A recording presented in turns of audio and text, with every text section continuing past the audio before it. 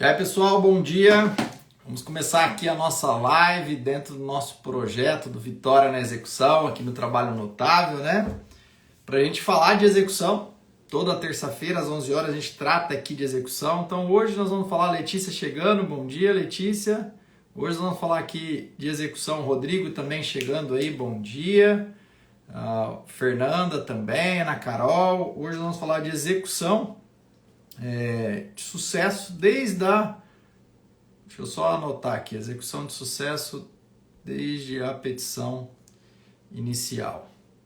Então aqui a ideia nossa é já construir, tal como a gente faz com os recursos, e esses dias eu fiz um evento e aí eu falei como a gente planta um recurso, né? Hoje a ideia é da gente já começar a plantar uma execução. Então aqui bom dia ao Basílio chegando também, o Ayrton, o pessoal todo chegando, a Sandra. Então a ideia nossa hoje é trazer alguns argumentos para a gente já pensar lá na fase de execução. Especialmente quando a gente está falando do exequente, por óbvio, né? Quando a gente tem aqui advogado de reclamante. Porque às vezes a gente começa já o processo na fase de conhecimento e às vezes vai deixando e toma surpresas lá na fase de execução. Então hoje a gente vai falar um pouquinho aqui a respeito da fase de conhecimento, já plantando aí a execução. A Mariângela chegando também, o Marcílio, bom dia, a Elaine. Aqui o pessoal todo aparecendo já para a nossa live. A Patrícia chegando também, Maria Pereira, todo mundo aqui. Então, vamos iniciar, bater um papo aqui a respeito da execução. Vou tratando aqui de alguns temas até o pessoal ir entrando, a gente ir estabilizando. O Geraldo aí também chegou, a Maria Catarina sempre presente. E aqui o Basílio falando, vamos fazer uma ótima plantação, né? Para termos uma excelente colheita. É isso mesmo, Paulo. E aí é interessante que quando a gente pensa em advocacia estratégica, a advocacia estratégica a gente tem que pensar no processo como um todo. E aí até parece demais, às vezes, quando a gente fala de plantar um recurso, plantar uma execução, mas é isso que vai fazer a diferença sua lá na frente. Então, se você já entra com um processo e esse processo você já está imaginando o que pode acontecer lá na frente, isso facilita muito a sua vida, tá? Vamos começar aqui então hoje já falando de alguns aspectos que estão relacionados a essa sistemática de estratégia aí da execução. E o primeiro ponto que eu gostaria de destacar para vocês é quando você vai fazer uma petição inicial, e aqui eu estou partindo do pressuposto daquela petição inicial que você faz ali artesanal. Não estou falando, evidentemente, da advocacia em massa, em que você tem um monte lá de reclamação trabalhista, todo dia entrando com várias reclamações trabalhistas. Aí, neste caso, evidentemente que foge um pouquinho aqui do que a gente vai falar hoje, tá? Então, vamos pensar aqui numa advocacia mais artesanal, advocacia do dia a dia, aquele processo que você vai cuidar dele porque você acha que é um processo bom e pode te dar bons frutos lá na frente. Então, a primeira coisa que nós vamos fazer, gente, quando você estiver diante de um processo lá, fez a consulta com o seu cliente, faça uma pesquisa prévia a respeito daquela empresa. E aí uma pesquisa prévia simples. Faça uma pesquisa no Google, evidentemente. Faça lá uma pesquisa no TJ para verificar se existem processos em face daquela empresa, execução fiscal, para saber a capacidade financeira dela já no começo do processo. E muito mais do que isso. Já faça uma pesquisa no próprio TRT, ali aonde você atua, para saber se existem outros processos em face daquela empresa. E isso já vai te dar uma visão enorme a respeito de como você vai atuar em face daquela empresa.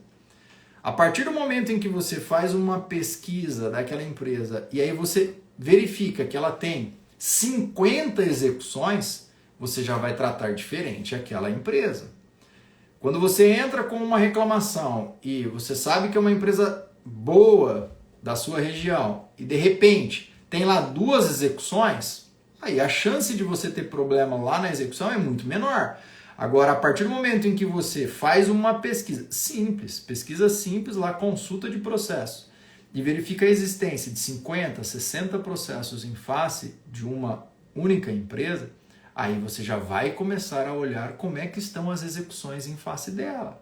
se ela tem patrimônio, se ela não tem patrimônio, se você já vai precisar instaurar um incidente de desconsideração da personalidade jurídica já na petição inicial, para você não precisar ficar esperando isso lá na execução. Para não ter fraude à execução e você perder um bem do sócio, ao invés de colocar ele aqui, você esperar lá na execução. Então, essa pesquisa prévia, e repito, pesquisa rápida. Você não precisa ali perder muito tempo nessa pesquisa, mas uma pesquisa rápida que você faz, você já vai ganhar muito tempo lá na frente no seu processo, tá? Então aqui é extremamente importante você já iniciar fazendo essa pesquisa e pesquisas abertas. Aqui nós não estamos nem falando de pesquisa fechada, tá? Mas vamos pensar numa inicial e aqui eu queria aqui então começar agora a nossa conversa já tratando da própria petição inicial, o que você pode já colocar na petição inicial, plantando uma execução, pensando numa execução. Quando nós tivemos agora a reforma trabalhista, e a gente fala agora, mas na verdade já vai 5 anos que nós tivemos aí a reforma trabalhista, agora em novembro, com a reforma trabalhista ela veio e colocou aquela história de que não tem mais execução de ofício. Lá no artigo 878 foi alterado, e agora a gente não tem, então, uma execução de ofício, de modo, então, que eu pressuponho a existência de um pedido da parte para iniciar a execução. E muitos juízes, especialmente lá quando a gente teve a reforma trabalhista e eles mantiveram esse entendimento, eles permitem que você, lá na petição inicial, já coloque entre os seus requerimentos que, uma vez finalizada a fase de conhecimento, que se dê início à execução. Então é interessante você deixar isso já na sua petição inicial, lá no requerimento da sua petição inicial, que o juiz inicie a execução assim que houver o trânsito em julgado da decisão judicial. Porque a partir daí você afasta qualquer possibilidade de se discutir, ou pelo menos amplia a sua possibilidade. De repente acaba passando aquele processo e você pode ter uma discussão de prescrição da pretensão executiva. Olha, você deixou o processo parado lá e não iniciou a execução. Olha, mas eu já tinha feito um requerimento lá na minha petição inicial que o juiz poderia iniciar a execução. E mais, você pega um juiz mais arrojado, e vocês quando atuam aí, vocês sabem quais são os juízes mais arrojados, a gente aqui, né, na região sabe desses juízes. Se você já colocou na petição inicial, ele não vai ficar esperando você para iniciar a execução. Ele já pega aquele requerimento que você teve lá na petição inicial da fase de conhecimento e já inicia a execução, tá? Então aqui já deixei 2 dicas para vocês. Primeiro a gente vai fazer uma pesquisa aberta, principalmente em TJ e nos TRTs, para a gente saber como é que está a vida financeira daquela empresa. E segundo, nós já vamos colocar na petição inicial que se inicia a execução com base lá na sistemática do 878, que depende de requerimento. Tá? Olha quem está chegando aqui, passando por aqui. Mauro Schiave. Bom dia, Mauro. Faz tempo que eu não vejo o Mauro. Preciso fazer uma live contigo, hein, Mauro? Vou convidar o Mauro para vir aqui com a gente para falar de execução também, ou às vezes de recurso, né? Mauro, muito querido. Saudade de você, amigo. Então vamos lá. Continuando aqui, então a primeira sistemática que a gente pode fazer é isso, já colocar isso na inicial, este requerimento. Mas agora vamos aprofundar um pouquinho mais. Vamos para a história do sócio. Quando é que eu já posso colocar um sócio na petição inicial? É simplesmente eu ir lá e colocar ele no polo passivo da execução? Do processo de conhecimento? Eu preciso de um IDPJ? Então vamos lá aqui analisar essa sistemática de forma mais clara. Primeira coisa, quando a gente vai falar de inclusão do sócio no polo passivo da ação de conhecimento, então na reclamação, não se fala em IDPJ. Incidente de desconsideração só existe para que a gente estabeleça um contraditório e inclua o sócio no processo depois de já iniciado. Se ele vai ser incluído lá na petição inicial, ele já vai ter contraditório, então a gente já não fala mais em IDPJ. Se você incluir o sócio na petição inicial, ele já é um réu, já é um reclamado e, consequentemente, a gente não vai falar mais em IDPJ relacionado a esse sócio. Tudo bem, então já compreendi isso. Mas quando é que eu posso colocar esse sócio? Alguns juízes e até alguns tribunais, e aí tenho que dizer minoritário nessa hipótese, e o Antônio Humberto é um desses defensores aqui, diz o seguinte, olha, é a própria parte que escolhe se quer colocar ou não o sócio no polo da ação de conhecimento. Então ela pode simplesmente incluir na fase de conhecimento para já criar mais responsáveis para a hora que chega na fase de execução. Mas esse não é o entendimento majoritário. O entendimento majoritário estabelece que você precisa ter indícios da incapacidade financeira da empresa. Por quê? Porque quando a gente entra com uma ação, uma das condições da ação é o interesse de agir. Eu só tenho interesse de atingir o sócio se a empresa não tem capacidade econômica. Existe uma distinção entre pessoa jurídica e pessoa física. Se a gente não fizer essa diferenciação, aí a gente quebra o próprio ordenamento que estabelece essa distinção entre as duas pessoas.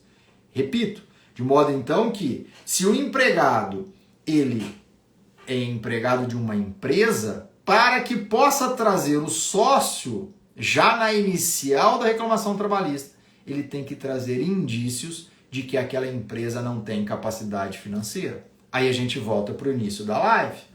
Se recorda que eu falei para vocês que um ponto essencial quando você vai entrar com a sua reclamação é fazer uma pesquisa prévia a respeito daquela empresa? Aí você fez uma pesquisa e viu que lá no TJ tem várias execuções fiscais. E lá nas execuções fiscais, eles já estão direcionando para o sócio, porque a empresa não tem patrimônio. Ou, aqui na Justiça do Trabalho, você verifica 2 ou 3 processos que a empresa não encontrou o patrimônio dela e já está instaurando incidente para atingir o patrimônio do sócio. Pimba! Resolveu o seu problema. É isso que você precisa para demonstrar o seu interesse de agir. Ah, professor, mas qual a validade, ou na verdade, qual a utilidade de colocar o sócio já na petição inicial? Fraude à execução. O próprio CPC, ele vem e estabelece o seguinte: quando nós vamos incluir o sócio, por exemplo, por IDPJ, a primeira coisa que se faz lá na execução, então você não encontrou o patrimônio da empresa, agora você quer ir atrás do sócio. Na hora que você instaura o IDPJ, o artigo 133 do CPC fala, a primeira coisa é ir lá, teoricamente, para o distribuidor para incluir o nome do sócio naquele polo passivo. Para quê? Para que ele seja incluído na execução. E, consequentemente, o CPC diz, olha, é só a partir da inclusão dele no processo que, se houver vendas, nós vamos falar em fraude à execução. O que eu quero dizer com isso? Se eu estou lá na execução, hoje, então eu estou na execução e incluí hoje o sócio. Todas as vendas do sócio posteriores a hoje, nós vamos considerar como fraude à execução, se ele não tiver outro bem. E as vendas anteriores? Não são consideradas fraude à execução, tese amplamente majoritária. Então, se ele vendeu há 2 meses atrás um bem que era o único bem que ele tinha, não vai ser considerado fraude à execução e no máximo eu vou ter que discutir isso como fraude contra credores. E se eu coloquei ele na petição inicial da reclamação trabalhista, eu já estou trazendo desde a inicial ele como um sujeito passivo, o que significa que todas as vendas que ele fez desde a petição inicial vão ser consideradas como fraude à execução. Então percebam a grande diferença que a gente tem. Então aqui só para deixar mais claro e sintetizar o que eu falei aqui quanto ao sócio. Primeiro, para que eu possa colocar o sócio lá na petição inicial da reclamação trabalhista, eu tenho que ter indícios de que a empresa não tem capacidade econômica, a fim de demonstrar o meu interesse de agir. E qual é a utilidade disso? é que uma vez ele incluído já na reclamação trabalhista, todas as vendas, todas as alienações e onerações praticadas pelo sócio são consideradas como fraude de execução. Se eu deixar para incluir ele só lá no IDPJ, a gente pode perder diversos bens que ele vende no meio do caminho, tá? Aí a gente cai num outro ponto interessante também que vale a pena a gente destacar, que é o grupo econômico. E esse é até difícil da gente aqui conversar um pouco no grupo econômico, que a gente está naquele momento do limbo, né? Jurídico, vamos dizer assim, quanto ao grupo econômico. Ó, Alessandro aqui, bom dia. Por que quanto ao grupo econômico a gente está num limbo? A gente sabe que o TST, desde o cancelamento da súmula 205, admitiu e admite a inclusão das empresas do grupo econômico lá na fase de execução, simplesmente redirecionando a execução para a empresa do grupo econômico. Então lá, você entrou com uma ação em face de uma das empresas do grupo, se na execução ela não tem patrimônio, você pode atingir outra empresa pedindo redirecionamento. Só que a gente sabe também que recentemente a gente verificou que o STF, lá o ministro Gilmar Mendes, falou que estava tendo aqui uma violação do princípio da reserva de plenário, que o TST, de certo modo, estava declarando a inconstitucionalidade do 513 do Código de Processo Civil, e aí mandou voltar o processo para o TST. E lá no TST, a quarta turma entendeu que não poderia incluir uma empresa do grupo econômico na fase de execução, sob pena de violação do contraditório e do devido processo legal, e excluiu a empresa do grupo econômico lá do polo da execução. A partir dessa decisão, e existindo diversos recursos extraordinários a respeito dessa mesma matéria lá no TST, a ministra Dora, vice-presidente do tribunal, veio e deu lá uma decisão que iria suspender todos os processos que estavam discutindo essa matéria. Aí um dia depois ela deu uma recuada e falou, não é bem assim, nós não vamos suspender todos os processos, vamos suspender tão somente os recursos extraordinários interpostos que querem discutir essa matéria. Vou eleger aqui 2 recursos extraordinários, mandar para o STF, eles vão julgar lá por amostragem, depois a gente aplica aqui o que o STF vai decidir. Trocando em miúdos. Hoje a gente ainda não tem uma decisão final do TST a respeito disso. E qual é o posicionamento do TST? O anterior. A tese amplamente majoritária lá no TST é que pode redirecionar. Só que a gente está nesse limbo aqui que eu estou contando para vocês. Pode acontecer de vir uma decisão do STF e a gente modificar consideravelmente esse posicionamento, impondo que os integrantes do grupo participem do título judicial, tal como ocorre na terceirização. E aí? E aí que você, como advogado, nada, entra com a sua reclamação em face de uma empresa, chega lá na execução, na hora que você vai atrás de outra empresa, você não pode ir atrás da outra empresa do grupo econômico porque ela não participou lá da fase de conhecimento, porque aí de repente veio o STF e criou esse entendimento novo.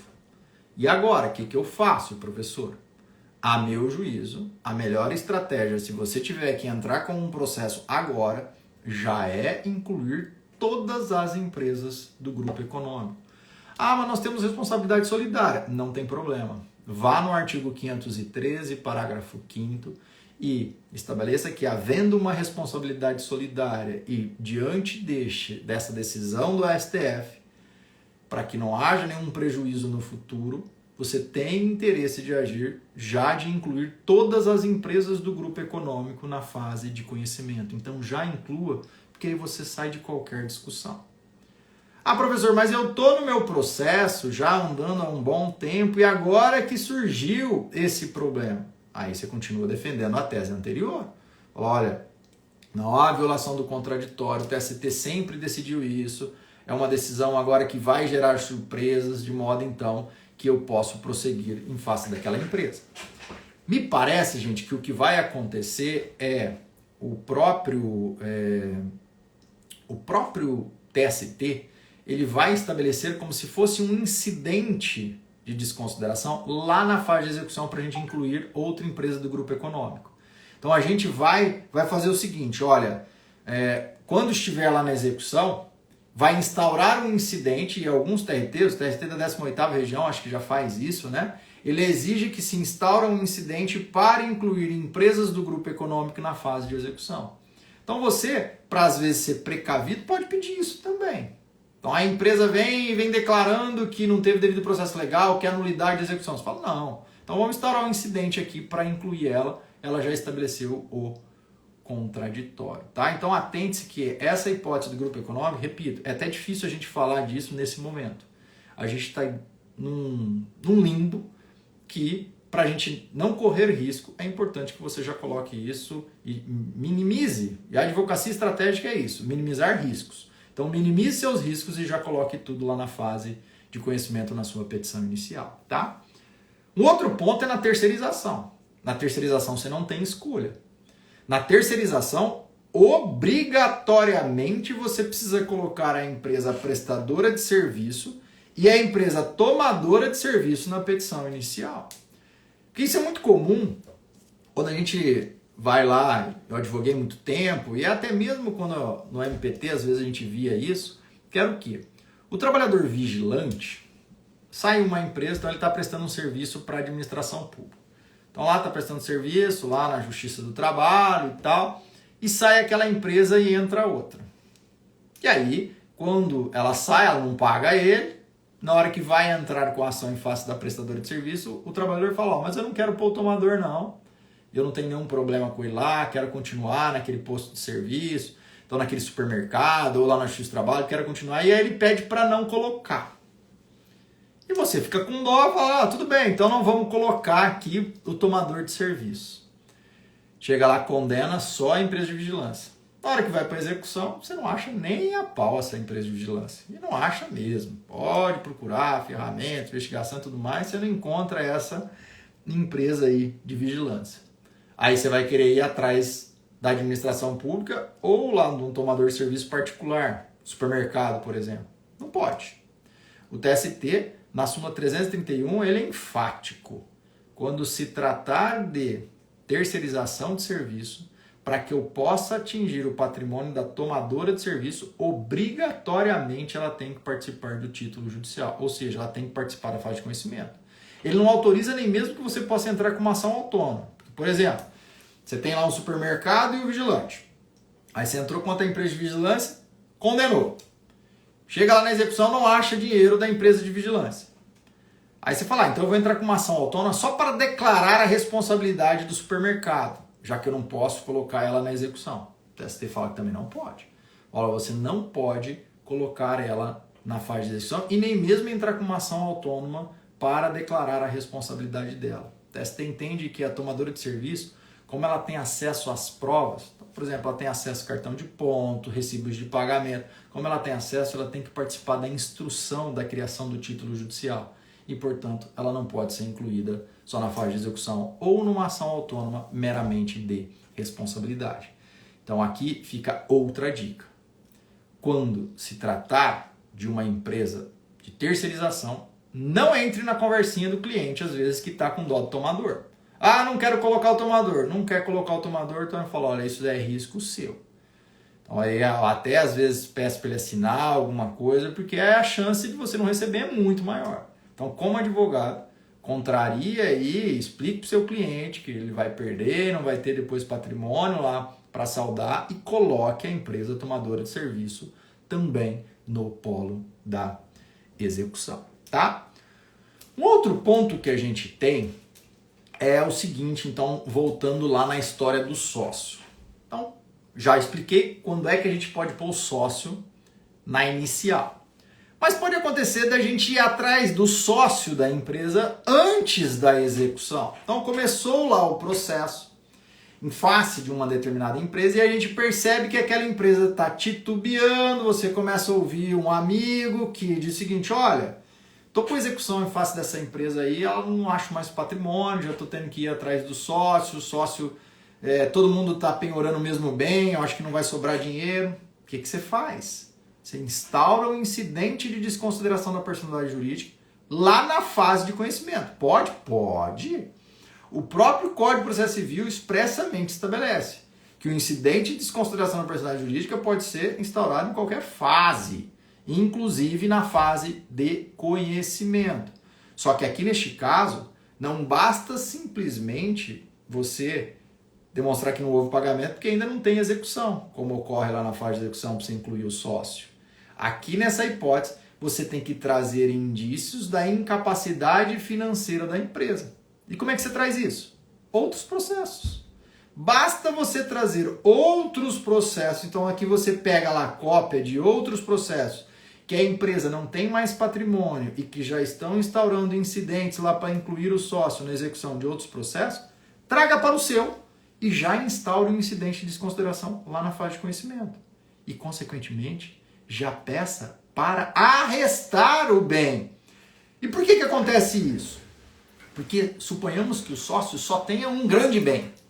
Então ela só tem um imóvel e tá todo mundo lá igual piranha em cima daquele bem. O que vai acontecer quando a gente tem várias penhoras em cima do mesmo bem? Recebe quem penhorar primeiro. Ah, professor, não divide? Não divide. Essa história de divisão, às vezes alguns juízes acabam dividindo, mas está equivocado. Divisão ocorre lá na falência. Quando a gente tem aqui várias penhoras sobre o mesmo bem e não se trata de falência, aí recebe quem penhorar primeiro ou quem arrestar primeiro, quem tiver uma cautelar. Então aqui neste caso, você instaurou um incidente, já pediu para arrestar aquele bem e aí vai ser bloqueado lá a sua parte. Consequentemente, na hora que começar a divisão, vai vender aquele bem, o bem custa 3 milhões. Pagou lá 30 empregados, você é o próximo. Ainda que a tua sentença saia só depois. Então você não fica esperando a execução. Você já tem garantido. Arresto é uma cautelar. Cautelar serve para quê? Garantir o resultado útil do seu processo. Para você não andar a pé. Para você andar e ter um fim. Então a cautelar é exatamente isso. Então já, quando você tiver indícios, já peça a instauração do incidente. Só que aqui prestem atenção. Percebam que são coisas diferentes que eu disse. Na petição inicial, basta você incluir o nome do sócio na sua petição. Se no meio do processo de conhecimento, da fase de conhecimento, você já tem indício, aí você vai entrar com uma petição de incidente de desconsideração da personalidade jurídica, tá? E o próprio artigo 855A fala que da decisão na fase de conhecimento não cabe recurso imediatamente. Ou seja, cabe na fase de conhecimento o incidente de desconsideração da personalidade jurídica, tá? Um outro ponto aqui estratégico que a gente tem também, já pensando lá na execução e pensando em que vai acabar os bens do devedor, é quando a gente tem recuperação judicial e quando a gente tem falência. Nós sabemos, e a gente já estudou aqui, já fiz outras lives a respeito dessa temática, que quando a gente tem recuperação judicial ou a falência, a Justiça do Trabalho, a competência dela só vai até a fase de liquidação. E aí depois a gente tem que encaminhar o valor homologado, habilitando lá na recuperação judicial e na falência que vai ser pago lá. Só que pode acontecer de você estar aqui no seu processo, na fase de conhecimento, e a recuperação judicial já iniciou, já vai começar a pagar, ou a falência já vai começar a pagar e você sabe que não vai dar dinheiro para todo mundo. O que você pode fazer neste caso? Você pede que se faça um arresto antecipado, uma reserva de valores para o seu processo. Isso pode ser feito dentro da fase de conhecimento, e aí o juiz vai delimitar mais ou menos um montante, ou quando já tem a sentença e houve interposição de recurso, que aí é até mais fácil. O próprio artigo 6º, parágrafo 2º da Lei 11.101 expressamente admite isso. Você vai, então, pedir para ele fazer lá a reserva de valores lá no processo de recuperação judicial ou na falência especialmente, tá? Aqui dando uma paradinha para mandar um abraço para meu amigo Platão, também faz tempo que eu não vejo esse mundo digital agora, né? Platão por aqui, bom dia. Então aqui, gente, uma sistemática extremamente importante que você também viabilizar, que você possa receber algo. Porque dentro de uma falência a gente sabe que a gente está juntando os cacos. Está juntando os cacos e não vai dar para pagar todo mundo. Então é importante que você já peça essa reserva, tá? Tô vendo aqui que o pessoal está super animado aqui na live hoje, mandando várias perguntas. Então aqui eu vou começar a responder as perguntas e aí a gente vai completando com outros aspectos, tá? Então só para não deixar passar, deixa eu ver se todas estão aqui. Então vamos lá. Acho que tem uma primeira pergunta aqui. Deixa eu achar ela. Aqui. Maria Catarina, sempre aqui com a gente. Vamos lá. Professor, em execução e DPJ, indica o bem do sócio e ele alega benefício de ordem. A prova de que a empresa tem bens é deste sócio? Exatamente. Benefício de ordem é um benefício concedido ao sócio. Então, na hora que você vai incluir o sócio, uma das defesas do sócio no IDPJ é exatamente essa. O que é benefício de ordem? O sócio, como há uma diferença da pessoa jurídica e da pessoa física, o sócio tem o direito de que primeiro se execute em bens da empresa para depois atingir o patrimônio dele. Benefício de ordem, então, é isso, é observar uma ordem. Primeiro empresa, depois patrimônio do sócio. Quando o sócio alega esse benefício de ordem, então você incluiu o sócio, instaurou o incidente. Ele vem falando, não, existe um bem ainda lá na empresa. E um bem que é alienável, não tem outras penhoras e tudo mais. Ele tem que provar. Então, é um benefício concedido a ele, mas é ônus do próprio sócio provar esse benefício de ordem, tá? Então, aqui um outro ponto. Vamos lá, ver aqui uma outra pergunta. Aqui. A Carolina. Pedir que empresa constitua capital é importante? Como ajuda a execução? Excelente pergunta também, Carolina. Um pouco mais difícil dos juízes deferirem, mas isso a gente tem muito quando a gente fala em indenização por danos materiais, né? Lá quando a gente tem um acidente de trabalho, na própria indenização por danos materiais, o Código Civil, na verdade, ele fala, olha, você pode pedir de uma única vez o valor, que para mim eu não acho pertinente pedir de uma única vez, mas sob o ponto de vista de análise de honorário, advocacia e tudo mais, os advogados às vezes gostam de pedir de uma única vez. Ou você pode pedir de forma parcelada. Então lá uma indenização material vitalícia. Então enquanto a pessoa estiver viva, então se ela está viva, você não vai estabelecer momento para receber até tantos anos. É só se ela falecer que você vai colocar lá a expectativa de vida, né? Mas dela, vitalício. Se é vitalício, o Código Civil autoriza que você possa constituir um capital para garantir que vai ser pago aquilo lá de forma vitalícia. Então lá você pega uma casa, bloqueia ela, o aluguel daquela casa é o que vai pagar então essa pensão aí vitalícia para o trabalhador. Extremamente interessante. É possível você pedir isso já na fase de conhecimento, se você vê que está dilapidando, só que toda vez que a gente fala em um arresto ou um bloqueio de bens, que é a mesma sistemática, a gente está falando de cautelar. E o que eu preciso na cautelar? E aí gravem isso. Cautelar, eu preciso demonstrar a probabilidade do meu direito, o fum boni iuris, e eu preciso demonstrar o periculum in mora. Então eu tenho que demonstrar para o juiz que se o processo ficar até a execução, pode acontecer de acabar aquele bem. Aí neste caso, você tem que demonstrar isso, especialmente esse periculum in mora. Lá na execução, quando você já está na execução e pede para constituir um capital, aí é diferente, você já está efetivando o seu direito, o próprio Código Civil dá essa possibilidade de você constituir um patrimônio para garantir. Então lá, você simplesmente está efetivando e aí a empresa ou inclui ele na folha de pagamento, ou se for lá um órgão público, aí é mais simples, o órgão público você simplesmente inclui ele na folha de pagamento. Se for uma pessoa jurídica, uma empresa saudável, só peça para incluir na folha de pagamento, ok. Agora, se é uma empresa que você demonstra que ela tem indício que não tem capacidade, aí peça a constituição aí de um capital que é extremamente importante. Mas, repito, alguns juízes ainda acabam relutando, embora o Código Civil seja enfático nesse sentido, tá? Maria Catarina está falando que a live com o ministro Balazeiro sobre os desafios do recurso revista foi um conteúdo prático, interessante, né? Ontem nós falamos com o ministro Balazeiro. Entre lá no meu Instagram, que eu deixei salvo lá, onde ele falou sobre os desafios do recurso revista. O Heitor, pior são os processos que já estão em execução. Teria que haver uma modulação. O Heitor aqui está falando daquela inclusão das empresas do grupo econômico. Concordo contigo, Heitor. O problema é que o STF ele não vem modulando algumas decisões. Uma delas é do benefício da justiça gratuita, que deveria ter modulado, né? Principalmente para vocês advogados, quando a gente fala de devolução de honorários advocatícios.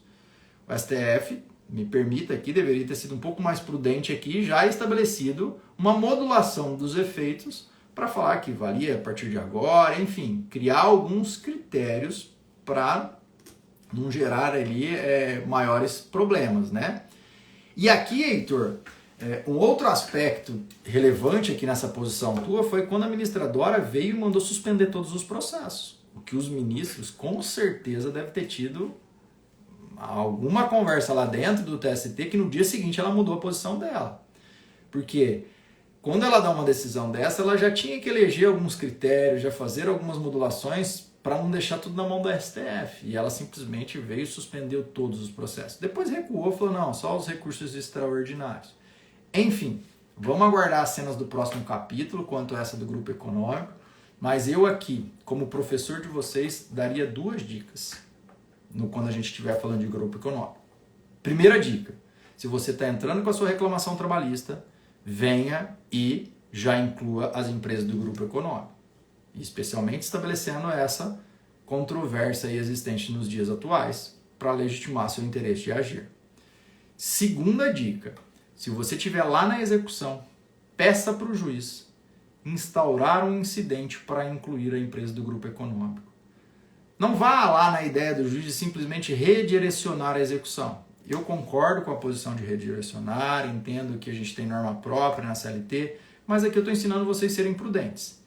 Na prudência, você simplesmente fala, olha, para garantir o contraditório da empresa do grupo econômico, requer que se instaure um incidente e cite a empresa do grupo econômico para se manifestar lá pelo não pagamento do débito em relação a outra empresa e, diante da responsabilidade solidária, que ela faça o pagamento. Acabou, se instaurou o incidente, ela vai vir, vai estabelecer o contraditório, não tem mais essa história de violação do devido processo legal ou do contraditório.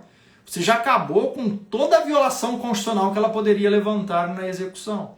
E a gente sabe que recurso de revista na execução só cabe quando eu tenho violação constitucional. Então, a partir do momento em que você, advogado reclamante, já é prudente, já pede para instaurar um incidente, você acabou com a discussão relacionada à violação constitucional. No máximo, ela vai ter uma violação legal, que é a não aplicação do artigo 513, parágrafo 5º do CPC, tá? Então seja prudente e já peça para instaurar.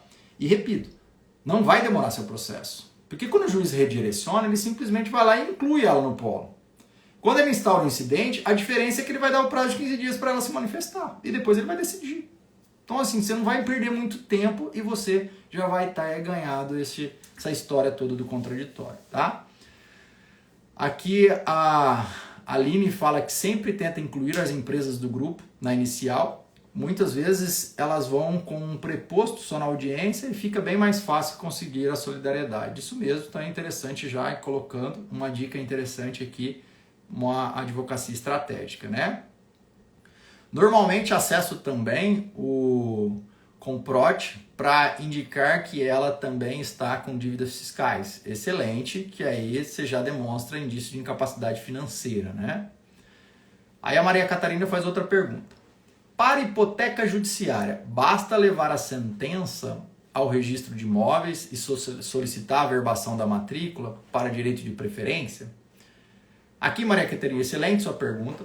Primeiro aspecto, a gente pressupõe a existência de uma sentença para ter hipoteca judiciária, né? É um efeito anexo da sentença. Ela não precisa transitar em julgado, por óbvio, mas eu preciso ter a sentença. Alguns cartórios não aceitam tão somente a sentença, porque poderia ter criação de sentença e tudo mais. Aí eles pedem uma certidão, e aí você pega pro próprio juízo, você pede uma certidão da existência daquela decisão, declarando ali qual foi a condenação, qual o valor e tudo mais, e a partir então dessa certidão, você leva lá no cartório de imóveis e consegue fazer a hipoteca judiciária e passa a ter o direito de preferência, como você disse, tá? Que a Letícia falou que ia perguntar, mas já antecipou, né? Esse indício pode ser de sucessão trabalhista fraudulenta? A Ana aqui perguntando. Bem interessante também a sua pergunta, Ana. Suponhamos que a gente vá ter uma sucessão aí que vai fraudar, né?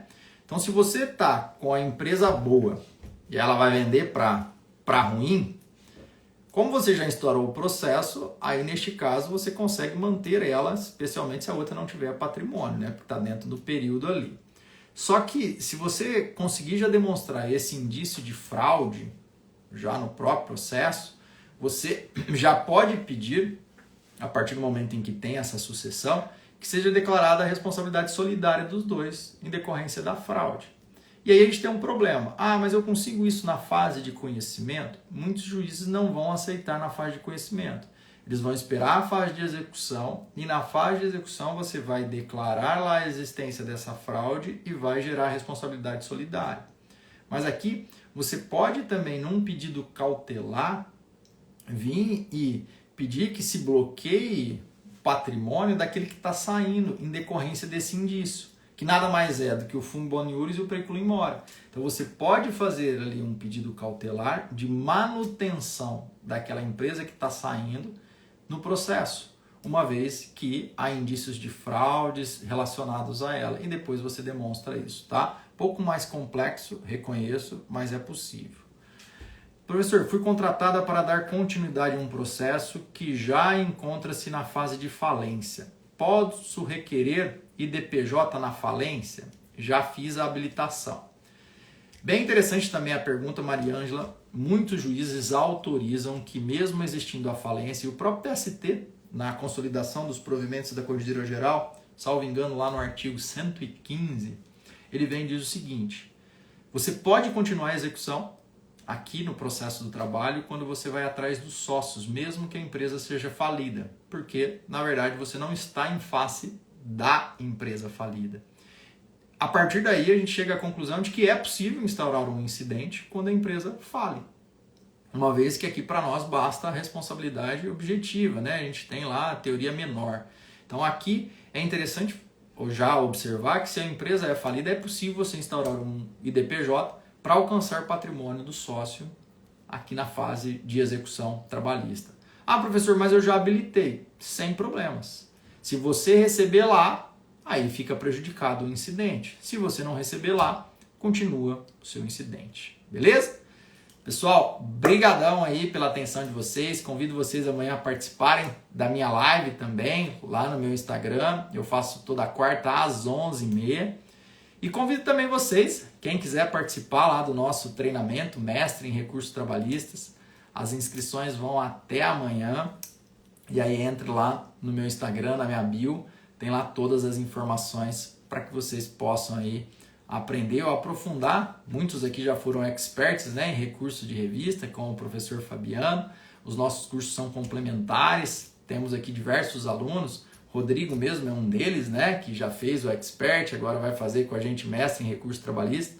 É interessante que aí você acaba tendo visões diferenciadas, viabilizando então que você possa cada vez mais se aprimorar nos seus recursos, seja um recurso ordinário, uma agravo petição, um recurso de revista, enfim, eu quero convidá-los a conhecer também o nosso curso, tá bom? Pessoal, obrigado aí pela atenção de vocês, a live vai ficar gravada e a gente se vê por aqui, já até adiantando, estou acertando com o professor Fabiano, uma data de lançamento da nossa nova turma também de execução, Vitória na Execução, já faz alguns meses que a gente não lança uma nova turma, E aí, assim que a gente soltar, a gente avisa vocês por aqui, tá bom? Obrigado pela atenção e até a próxima live.